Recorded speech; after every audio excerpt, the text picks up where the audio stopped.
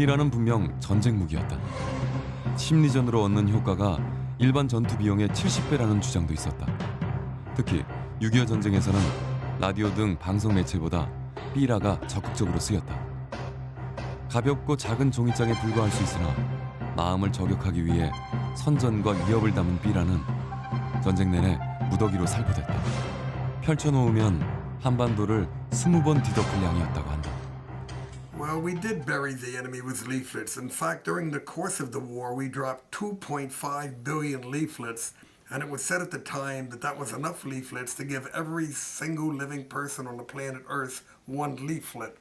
We dropped about 200 million a week at our peak. The idea was to have more and more leaflet units. We had MacArthur producing leaflets in Japan. The 8th Army came up. The 8th Army started their own psychological warfare branch. They were producing leaflets. 6.25 전쟁 최초의 삐라는 남한 민간인을 대상으로 뿌려졌다. 유엔의 요청으로 미군이 참전하게 됐음을 알리고 있다.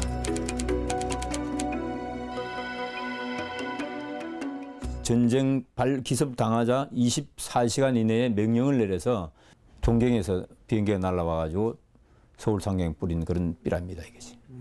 이게 가장 인상이고, 이건 인상 깊은 시기적으로 즉시 가장 먼저 임무 명령을, 전투 임무 명령을 삐라로 뿌리라고 했던 명령이기 때문에 대단히 인상이 깊죠. 일본 가와사키.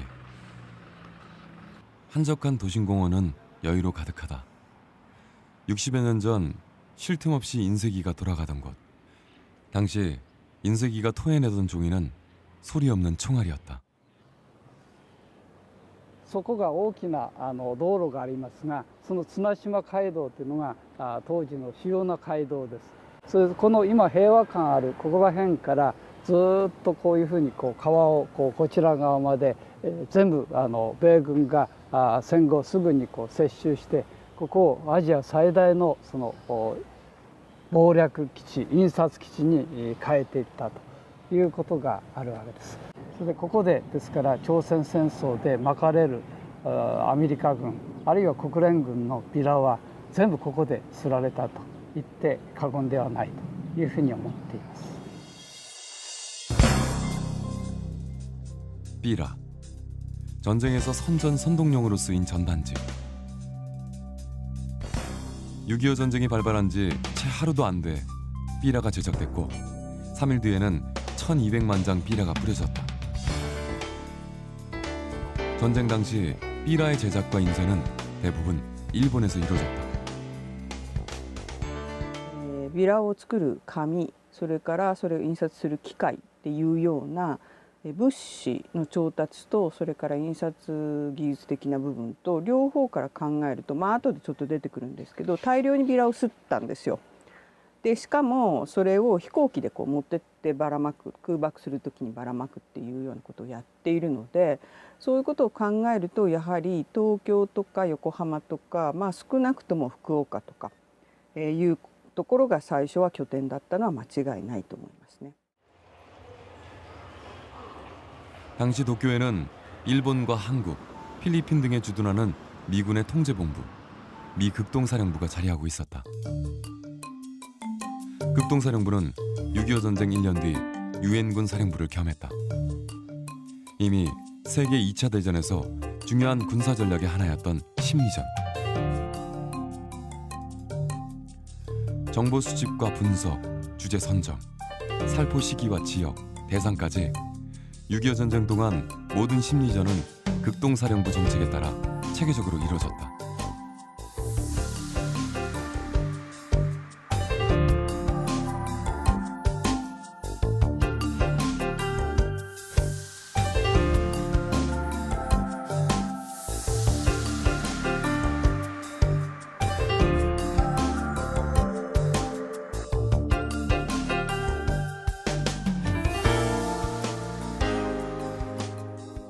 극동사령부에서 이제 삐라를 이제 만들 때요. 일단 이제 삐라 담당하는 그런 이제 그 심리전 장교가 있었고요. 그래서 이 심리전 장교가 어느 지역에 이제 또 누구를 대상으로 삐라를 뿌리겠다라는 것을 이제 정하면 그 지역에 대한 정보 이런 것들을 수집을 해요. 자료 수집을.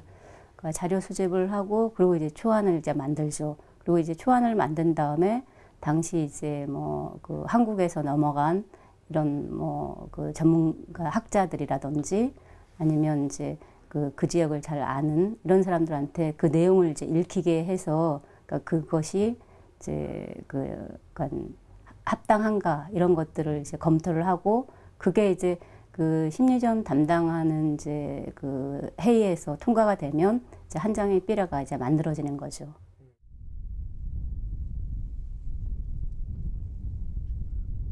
인민들한테 예, 여기는 다 삐라예요. 6.25 전쟁 당시 삐라 수송기에 탑승했던 김영무 씨. 뇌관과 도화선을 설치한 삐라 상자를 비행기에 싣고 북한 지역에 3년간 300번 넘게 삐라를 뿌렸다. 전선에서는 이제 동해에서 서해까지 쭉 뿌렸죠. 일선에. 그러니까 따끔씩 저 북쪽 끝까지 갈 때가 있어요. 그때 뭐 수풍 발전소라고 그러더라고. 우리는 뭐 그 지도를 보지 않고 저 미국 사람한테 물어보니까 이제 미군들이 알려주는데 수풍 발전소까지 갔댔어요. 황해도가 고향이었던 그는 1950년 12월에 월남했고 심리전 요원으로 미군 부대에 소속돼 다시 북한 하늘을 날았다.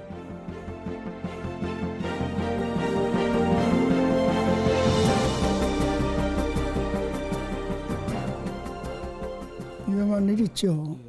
포가 막 올라오는데 포가 올라와서 퍼지면 딱 저 그러니까 목화 아시나 목화성이 같은 게 이렇게 쫙 깔려요.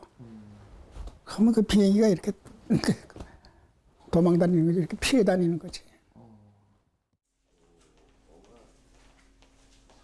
삐라는 주제와 대상을 달리해 다양한 종류로 제작됐다. 북한에 뿌려진 삐라의 주된 목적은 사기 저하와 항복 권유였다. 지금도 남아있는 당시의 삐라를 살펴보자.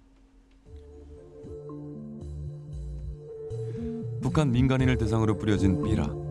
전쟁으로 피폐해진 삶과 그 이유를 공산진영의 야욕으로 표현하며 휘둘리지 말 것을 선전하고 있다. 황해도 농민들이여 쌀을 감추라.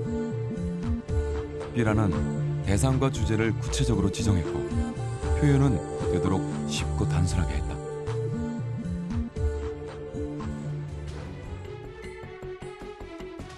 북한군을 대상으로는 주로 투항을 권유하고 있다. 탈출과 함께 배부르고 따뜻하며 안전한 삶이 기다리고 있노라고 삐라에 적고 있다.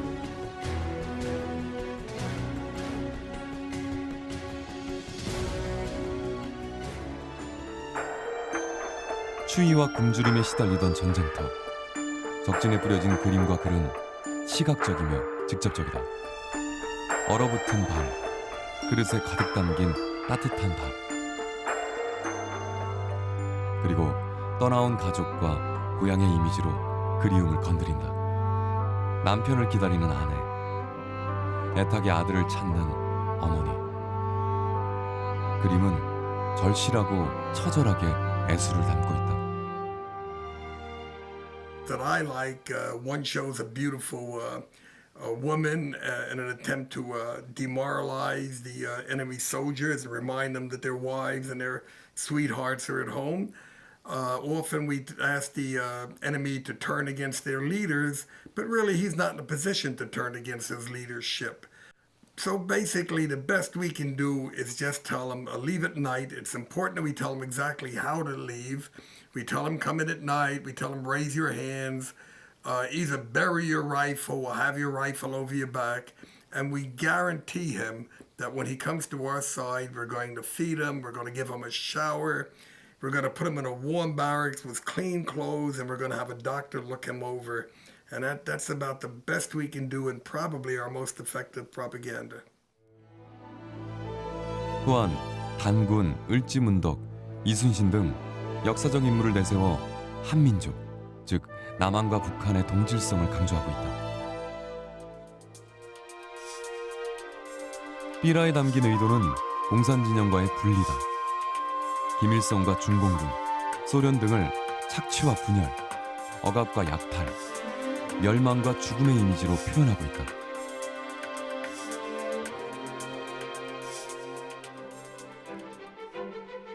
유엔군의 이미지는 극명하게 상반된다. 자유와 평화, 생명과 통일이다.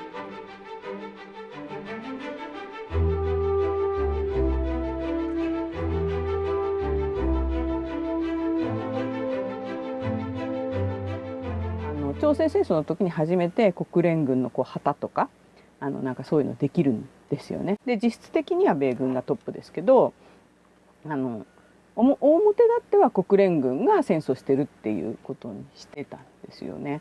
なのでやっぱりそこを強調したかったんじゃないかなと思います。朝鮮戦争の場合はやっぱり反共主義で共産主義権とそれから自由主義権で、自由主義権はアメリカだけじゃなくって他の国の、カナダとかいろんなところから来てましたけど、そこがまとまって戦っている国連軍なんだと、国連軍がやっぱり正義なんだと、そういうことを強調したかったのでやはりそれを出してきたんだと思うんですよ。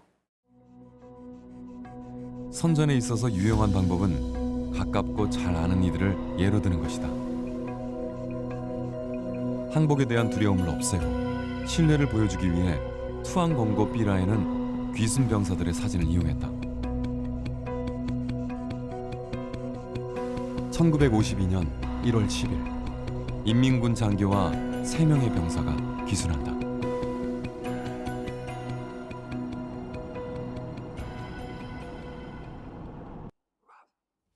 그로부터 63년, 당시 귀순했던 인민군 장교. 그의 기억은 지금도 또렷하다. 원래는 넘어올 적에 5명이 넘어왔어요. 넘어다 한 명은 최전방에서 발각돼가지고서 그냥 터널이 비어도 다는 데서 그냥 한 명은 쓰러졌고, 여기 우측으로 있는 게 바로 나고요. 그 다음에 이제 안우영이라고 이 친구고, 바로 5일째가 얼마 전까지만 해도 서로 왔다 갔다 한 그런 진짜 나보다 나이가 2살 정도 보여야 되는 그런 친구입니다. 제가 원래는 인민군 그 중동부전선 보급창 연락장교로 있었어요. 여기 말하는 그때 소위입니다. 이래서 있다가 제일 첫 번에 내가 아는 거는 5일째라는 사람이 거기에 대한 그 인민군에 대한 그 이북에 대한 그 불만을 가지고 있어요. 그래서 슬슬 서로 이제 의견을 주고받다가서 나도 사실은 그 이북이 싫다, 남한으로 넘어가야 된다는 그런 얘기를 한번, 이게 사병이니까 내가 공산당원 같으면은 대번 갖다가 읽겠지만 그런 거 같지는 안 해가지고. 이들의 사진과 자필로 쓴 글은 즉각 삐라로 만들어져 북한군에 뿌려졌다.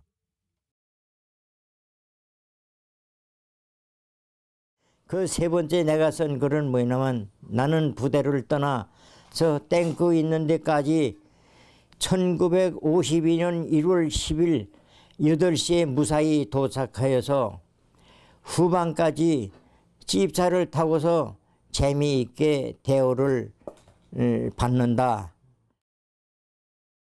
귀순병사의 사진과 더불어 북한 전역에 흩뿌려진 삐라는 안전보장 증명서다. 이 삐라를 들고 투항을 하면 안전을 보장한다는 내용. 삐라 중 가장 효과가 컸다고 알려져 있으며 실제 포로나 투항 군인들이 가장 많이 소지하고 있었던 삐라이기도 하다.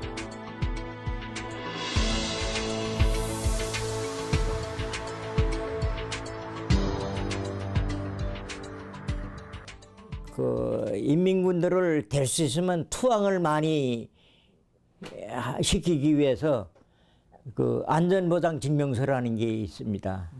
미군들한테 구제 좀 해달라고, 우리 귀순 용사라고 옷을 벗어가지고 이렇게 흔드니까 풍날아나고 해가지고서 우리도 그걸 사실 지참을 하고 넘어왔어요.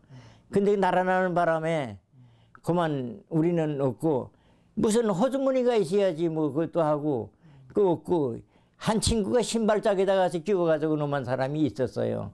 그래서 그 4명 중에서도 한 사람이 그게 있으니까 당신들은 월남기 순사가 분명하다 하는 거를 우리가 대우를 받고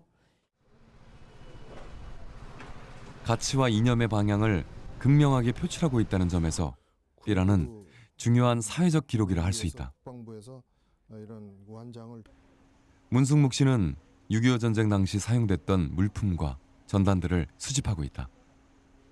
이거는 이제 승리일보 호회인데요. 이제 우리나라가 이제 그 압록강에 도달했을 때 그 기쁨으로 이제 그 발행한 호회죠. 외국 경매를 통해 어렵게 입수한 포스터. 전쟁 초기 북한이 붙였던 벽보로 전투에 임하는 의지가 강렬하게 담겨 있다. 적의 삐라를 줍거나 소지하는 것은 전쟁터에서 금지 사항이었다. 해서 갖가지 고심했던 방안들을 엿볼 수 있는데 앞면을 지폐와 똑같이 만들고 뒤에 안전보장 내용을 싣기도 했으며 삐라의 종이를 노려 담배를 말아 피울 수 있게도 했다. 새해가 되면 연화장이나 달력을 뿌렸다. 그가 집어든 한 장의 삐라. 출정식을 알리는 글 뒷면에 악보가 실려 있다. 노래도 이렇게 집어있는 게 있는데 재미나게 출전 용사를 보내는 노래라고 이제 서정태 씨가 작사하고 박태준이 작곡한 건데 이제 이 서정태라는 분은 이제 서정주 씨의 동생이에요. 지금 아마 지금 살아 계실 거예요. 아, 그래요? 예.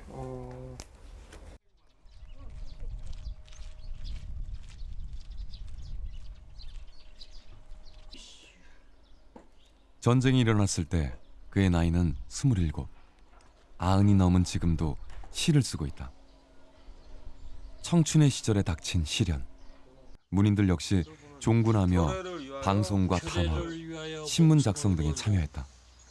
그 용사를 보내는 노래구만. 그래. 내가 이게 전쟁 때 내가 쓴 거야.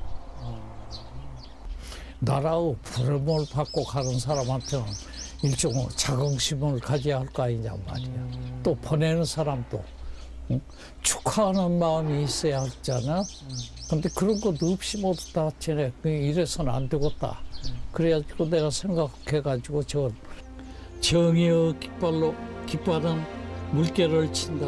아, 우리 용사들 앞으로 간다. 높고도 아름답다 국군의 행진. 가거라 용사들아, 어서 가거라. 가슴에 품은 뜻을 이루기 위해 영광의 싸움터로 어서 가거라.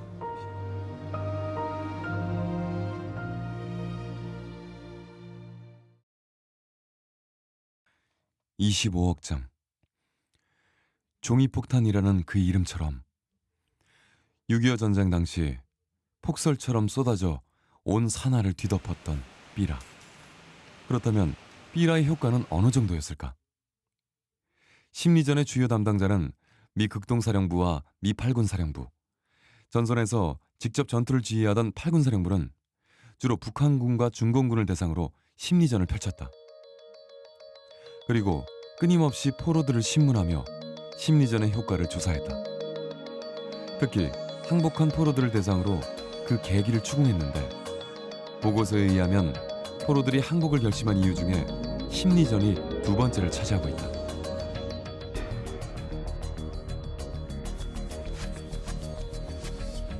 또한 중공군 포로의 68%, 북한군 포로의 65%가 심리전의 영향을 받았다고 답했다. 미 8군 사령부 보고서에는 삐라의 영향을 받은 북한군의 증언이 기재돼 있다.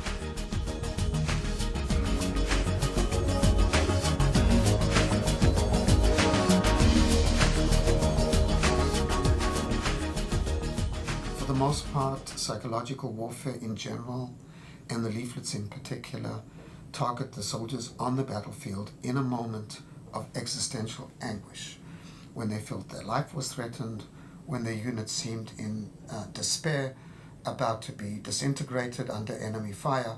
Under these circumstances, leaflets were extremely effective as they targeted the personal feeling of anguish among soldiers in the battlefield. 삐라의 내용은 많은 부분 그림으로 전달됐다. 친근하게 접근하고 글을 읽지 못해도 쉽게 이해할 수 있도록 했다. 한국적 감성과 문화를 알고 있는 만화가들이 삐라 제작에 동원됐다.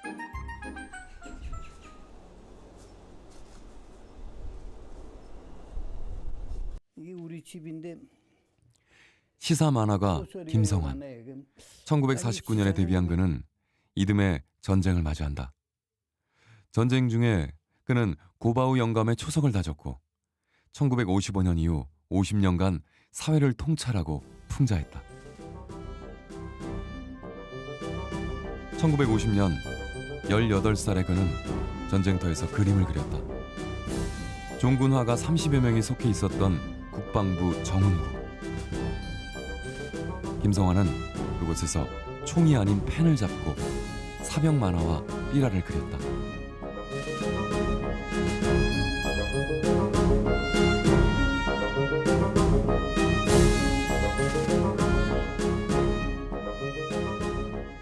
국방부에 있을 때 미술대라는 게 있어요. 선전과 미술대. 거기 집차를 타고 온 소령이 당장 그 삐라 도장만 그려달라고 1.3부터 직후에 춘기공세라는 게 있어요. 중공군 대공세가 4번인가 5번으로 나누어서 말하는 사람이 있는데 춘기공세라는 건 51년도 거가 진짜 춘기공세예요. 비행기가 가서 상당히 수를 뿌린 모양이에요. 저기 쪽에서는 자기나 이기고 있다고 생각하는데 깽가리 치고 북치고 막 쳐들어오고 인해 전술이니까. 근데 그 위에다 퍼본 거에 투항을 하고. 만화가 임수는 1951년 4월에 강화 지역 유격대에 입대했다. 제식 훈련을 받던 그는 다른 임무를 부여받게 되는데 선무공작대에 들어가 심리전을 펼치라는 명이었다. 인쇄기가 따로 없던 그곳에서 삐라 제작은 수작업으로 이루어졌다. 하루 종일 그가 밑그림을 그리면 다른 6명이 그 위에 색을 칠했다고 한다. 아 빨리 그래 100장씩 그리지 어느 세월에 그걸 100장 매일 100장씩 그려서 전선에 내보내야 돼요. 그게 선무공작대 일과에 하루에 100장 못 그러면 잠도 못 자요. 100장 딱 채워가지고 갖다 결제마타에 잔다고요. 그렇게 했다고. 그의 고향은 개성. 눈앞에 보일 만큼 가깝지만 마음만 수없이 건너갈 뿐이다. 전쟁 중에 작전 수행을 위해 개성을 찾았고 그때 본 어머니의 모습이 마지막이었다. 그래도 어머님 말이야. 너만 나가라. 너만 나가. 내가 나가서 뭐 하겠냐. 여기서 고향에서 죽어도 안 나오시는 거야. 그 남자 반나 나와가지고 여기서 아이고. 작전이 개시되면 총과 삐라 뭉치를 들고 적진으로 들어갔다. 해골바가 저 천지지 뭐. 1951년 9월 중공군이 투항해 왔다. 서춘발이 중공군 194사단 거기에 문화소대장인 서춘발이가 넘어왔잖아. 내 만화 들고. 왜 이 만화 삐라 보고 움직였냐면 웃으면서 죽이는 중공군에 그거 하지 말고 사람답게 살아서 한국군으로 넘어와라. 그래가지고 그때 우리가 이랬어요. 너희들에게 생명을 보장하고 자유를 준다. 그러니까 인간답게 살아야지 왜 그 애편 중독이 돼서 죽느냐. 여기에서 자기가 많이 느껴가지고 그래서 넘어왔다 그러더라고. 다시 살아보자고. 전쟁 중에 그린 만화는 재치나 웃음이 아니었다. 그 만화는 격렬한 총구였다.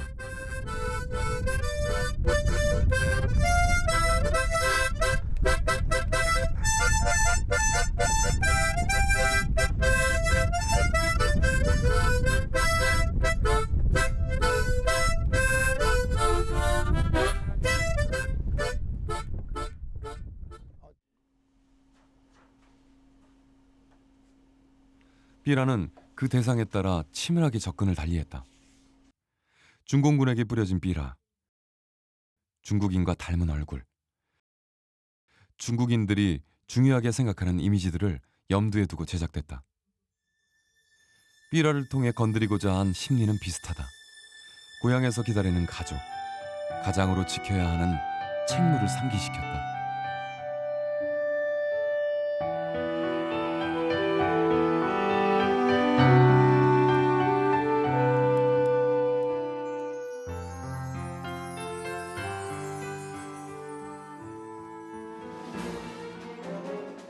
특히 많은 수의 삐라에 순원의 사진이 이용됐다.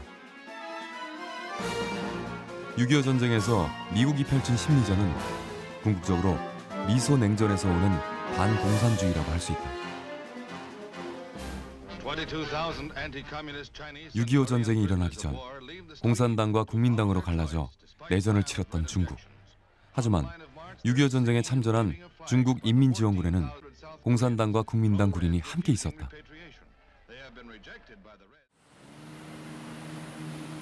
대만은 6.25 전쟁 중 자국으로 귀환한 군인들을 각별하게 대우하고 있다. 룽자는 명예로운 국민의 집이라 하여 퇴역 군인들이 모여 사는 마을이다. 6.25 전쟁에 참전한 국민당 출신 중공군들. 那当初这些大部分都看过。哎，都看过，都看过。看这个。他们呢不准你演，不准你看。我们这些新兵啊或者干什么，看过，你读了，他会变呐，对不对？你老了那20年的共产党，那怎么会变呢？ 가슴의 문신은 공산당을 반대한다는 뜻으로 유엔군의 포로가 됐을 때 새긴 것이다. 因为我们那个时间的话，就是这个我们的部队啊，白天睡觉是晚上行军，这么的，2个人就跟现在一样，我们搁这打，都不敢打，为什么？武力不够嘛，是吧？武力没压不住人家，飞机又挣扎。我们是过去的时间。 在中国是国民党的部队，我们现在的时间以共匪俘虏制到台湾来送命，那我们当然还要回我们台湾，回我们国民党的部下。 압록강을 사이에 두고 북한과 마주하고 있는 단둥. 6.25 전쟁 당시 중국은 미국에 대항하여 조선을 돕는다는 명분으로 인민지원군을 보냈다.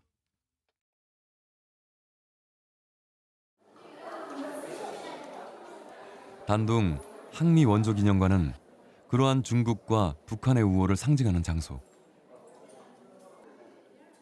전시품 가운데는 공산군 측이 제작한 삐라도 있다.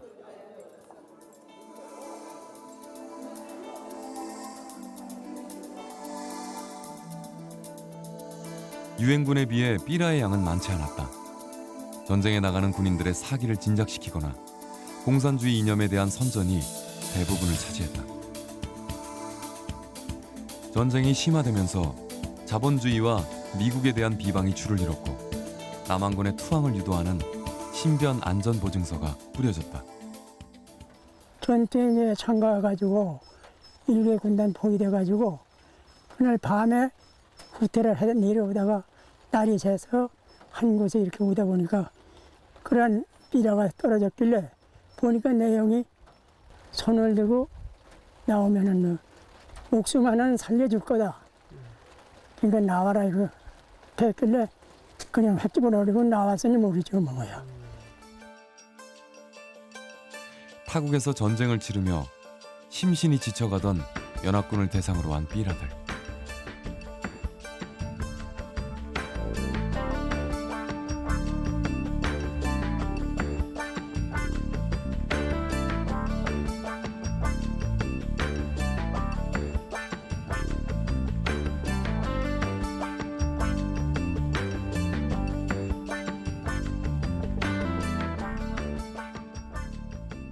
I I would say that none of the leaflets produced by the Chinese or the North Koreans were effective. First of all, they were poorly written, and in a way, I'm sure the American leaflets were often poorly written, but their leaflets were very, very badly written. They were murky, the photographs were bad, the language was bad, they were filled with grammatical errors. Their ability to disseminate these leaflets would be very weak. They did not have control of the air. We could send over B-29 bombers daily and drop millions and millions of leaflets. The North Koreans didn't have that ability. Most of what they did was fired by artillery or was just dropped off or left along the trails where Americans might be. 3년간의 전쟁은 모두 삐라에 담겨 있다.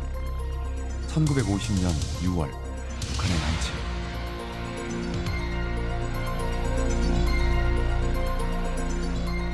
1950년 9월 유엔군의 인천 상륙작전과 서울 탈환.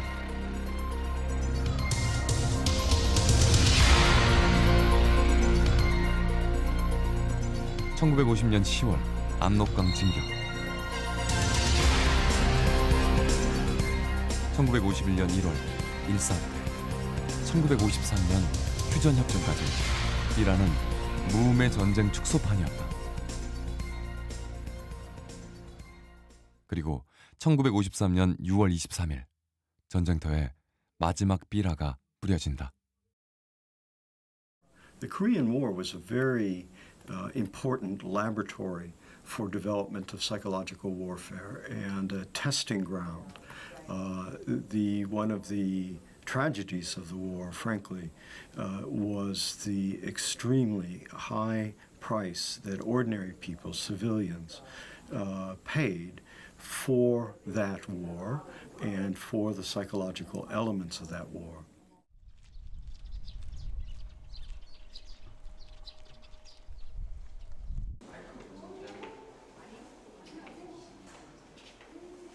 선동과 비난, 협박과 강요, 때론 구슬리고 때론 향수를 자극하며 전쟁 기간 1129일 동안 삐라는 1200여 종, 25억 장이 뿌려졌다. 휴전 후에도 소리 없는 전쟁은 계속됐다. 우리 어릴 때에 그 삐라 주워서 이장댁에 가져가면은 과자 주고 이랬어요. 그래서 논밭에 일부러 그 삐라를 찾으러 다니고 주워서 또 갖다 주고 그랬습니다. 앞산 같은 데 막 소나무 같은 데 걸려 있기도 하고요. 논두렁 같은 데도 있었고 그래서 그 많이 주스러 다녔어요. 주워서 파견대도 갖다 주고 아니면 이제 학교 선생님한테 갖다 드리고. 남북으로 갈라선 채 심리전은 극단으로 치달았다. 1960년대부터 2000년대까지 삐라는 여전히 무기가 돼 전쟁을 수행했다. 서로를 향해 닫힌 문, 그 위를 넘나드는 삐라는 원색적이었다. 서로의 역사를 부정하며 증오와 비난을 서슴지 않았다. 북한이 남한에 뿌린 삐라는 북한 체제의 우월성과 지도자에 대한 무상화, 미군과 남한 대통령에 대한 비방, 북한으로 넘어간 국군을 앞세운 이념의 선전이었다.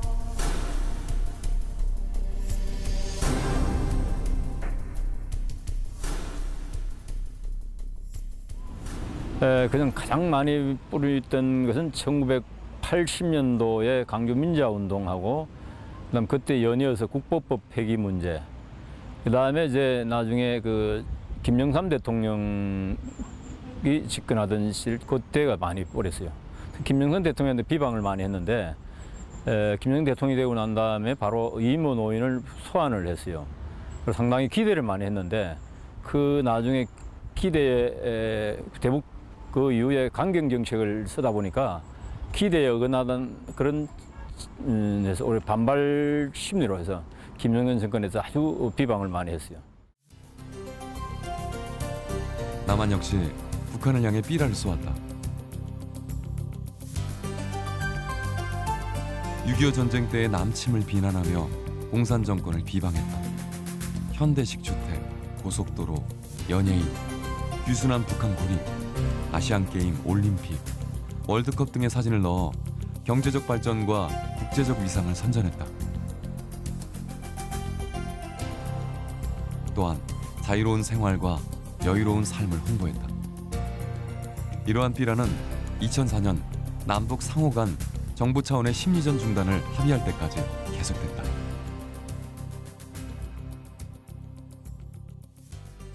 그리고 삐라 같은 경우는 이거는 발설하면은 너무나도 민감한 부분이기 때문에 우리 북한에서는 삐라 날아오면 그 주워도 손에 뭐 독이 발라놨기 때문에 손이 썩는다. 거기에 따라온 뭐 상품을 써도 무슨 썩는다, 죽는다 뭐 이렇게 교육을 해놨기 때문에 무조건 삐라 날아오면 다 바쳐라. 바치는데 한때 이제 그 독이 묻었다 그래가지고 새꼬쟁이를 가지고 찍었어요, 이렇게.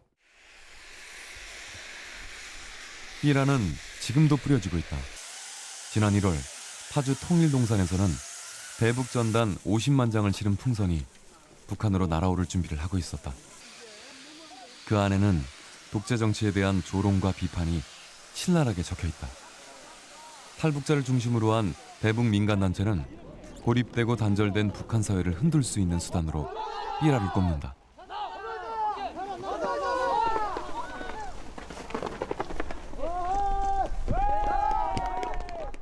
그 지구촌에서 가장 폐쇄되어 있고 그 정보가 차단된 그런 사회입니다. 2천만 북한 주민들에게 우리 자유세계의 사실과 진실만 알려줘도요, 저 사회가 저 3대 제습이 지탱할 수가 없습니다. 사실과 진실이 아는 게 북한 주민들에게 가장 중요하고요. 우리도 북한 주민들이 알 권리가 있다고 생각합니다. 하지만 체제에 대한 강한 부정과 노골적 비난에 회의가 있는 것도 사실이다. 오히려 거부감과 반발심을 불러올 수 있다는 우려다. 생활에 근접한 내용을 전단지에 담는 게 맞고요. 그리고 혹은 마트구 전단지 같은 거는 아주 북한에서는 관심이 많은 거죠. 생활하고 밀접히 연결되지 않습니까? 예를 들어서 마트 광고지, 예를 들어서 사과를 싸게 파는 광고입니다. 이거는 상당히 호기심을 가질 수 있습니다. 그리고 그것도 일반 주민이 소지한다고 해도 문제가 안 되지 않습니까? 그런데 김정은을 비난하는 선단지를 예를 들어서 주민이 소지하거나 이러면 문제가 되는데 누가 그걸 보겠어요?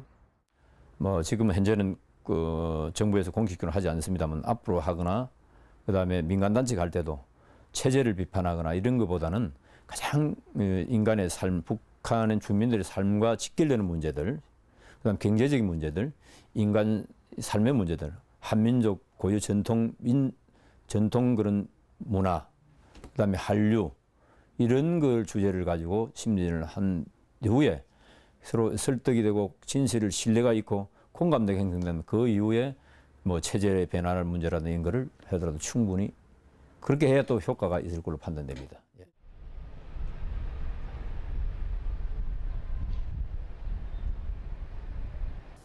24년 전 감격과 기쁨으로 독일인들은 외쳤다. 우리는 지구상에서 가장 축복받은 국민이다. 세계 2차 대전 후 동독과 서독으로 갈라졌던 독일. 처음에는 교통이 가능했으나 동독에서 탈출하는 사람들이 많아지자 동독은 장벽을 세워 이탈을 막았다. 장벽 너머로 오간 건 삐라였다.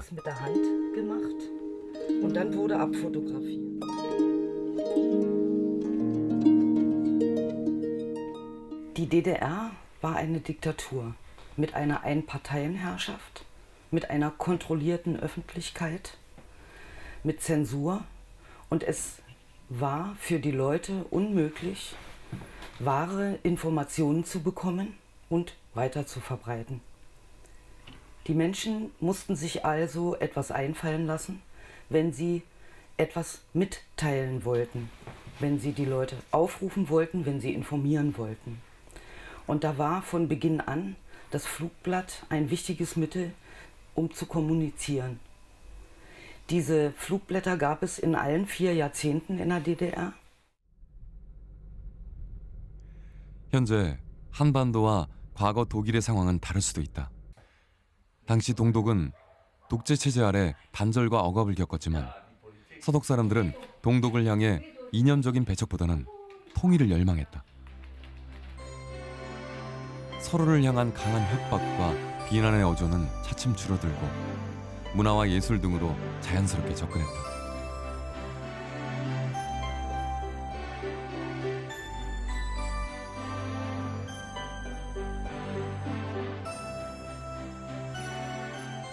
Ab Mitte der 60er Jahre veränderte sich die Ideologie. Keine Propaganda mehr im eigentlichen Sinne, mit einem klaren Gegnerbild, mit einer klaren Dämonisierung des Gegners, mit einer Präsentation eines Systems, das die Bevölkerung verarmen lässt, mangelnde Lebensqualität. Reisebüros präsentiert, welche Möglichkeiten es bei uns besteht, auch nach Korea zu reisen zum Beispiel, natürlich in Europa.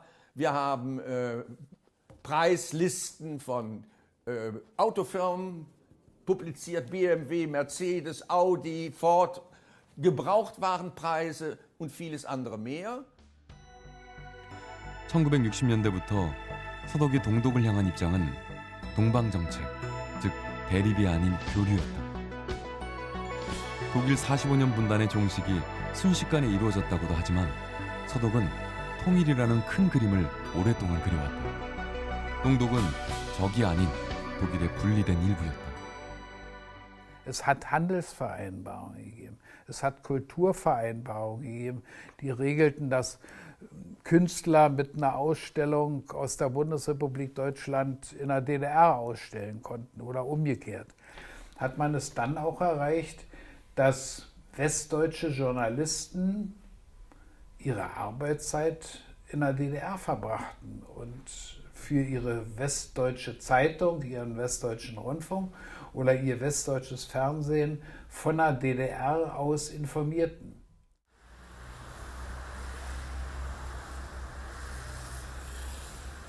(1989년 11월 9일) 베를린 장벽이 무너졌다. 문화 경제적 교류를 통해서 진실과 설득이 쌓이고 그러한 신뢰를 바탕으로 독일은 통일을 이루었다. Der sogenannte innerdeutsche Handel hat den Verständigungsprozess zwischen den Systemen ungemein befördert. Die Voraussetzung dafür wäre eine engere Kooperation zwischen beiden Teilen, zwischen dem Süden und dem Norden, und der ist nur möglich über wirtschaftliche Kontakte. Das hätte eine entscheidende Bedeutung für eine potenzielle Wiedervereinigung, wann immer wir sie erleben.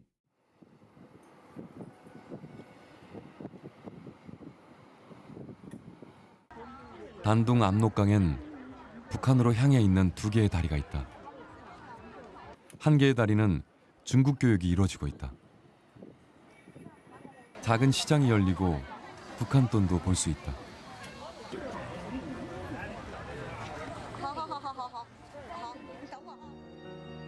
그리고 6.25 전쟁 때 폭격으로 끊어진 다리는 단절의 시간에 멈춰 있다. 강물 건너 금세 닿을 수 있는 거리. 하지만 그 땅에 발을 디딜 수는 없다.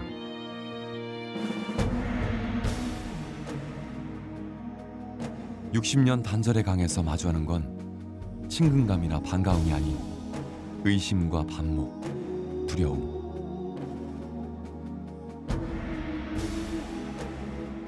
서로 또 우리 스스로 심리전의 피해자가 아니라고 자신 있게 말할 수 있을까? 제가 한국에 대해서는 이제 라디오 방송하고 그다음에 이렇게 잡지를 좀 많이 봤습니다. 또 한국에 대해서 이제 생각이 바뀌게 된 결정적인 기가 남북 정상회담이 열리면 또 겨루가 시작되면서 이제 한국을 또 알았거든요. 특히나 이제 뭐 솔직히 듣는 것도 듣는 거고 그냥 실질적으로 이제 대한민국의 쌀이라든가 무슨 뭐 이제 지금 뭐 초코파이라든가 뭐 음료수다가 많이 들어가잖아요. 그쪽에 북한에도. 그러니까 그거 보면서 사람들이 이게 한국이 지금 이 정도로 발전했구나 하는 게 느끼잖아요. 이제 듣는 거와 다르게 또 보니까.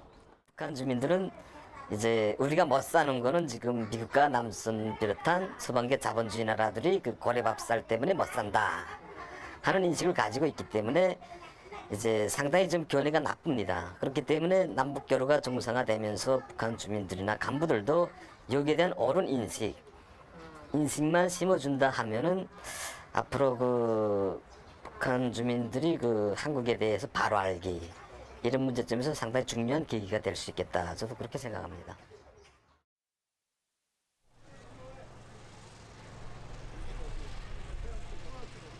오늘 특별히 할 것은 여러분들 북한 친구들에게 보낼 그림을 한번 그려보려고 해요.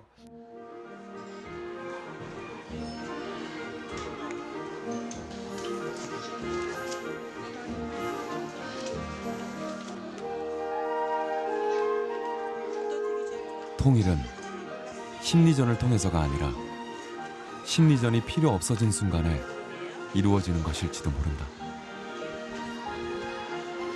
아직 북한과 남한이 갈라져 있기 때문에 북한 친구들과 함께 지내려면 통일해야 된다고 생각했습니다. 평화 통일을 빨리 하면 제가 좀 더 친구를 많이 사귈 수 있고 북한 말도 잘하면 더 할 수 있기 때문입니다. 저는 어깨동무를 하는 그림과 글씨로는 북한 사랑해라고 썼습니다. 한 민족과 통일을 하려면 사랑하는 마음이 있어야 하기 때문입니다. 저의 또래 남한 어린이들과 북한 어린이들이 만나면 무엇을 가장 즐겁게 할 수 있는지를 생각하다가 체육대회를 떠올리게 되었습니다. 나중에 꼭 남한 어린이들과 북한 어린이들이 통일이 되어 만나 이런 체육대회를 즐겁게 했으면 좋겠습니다.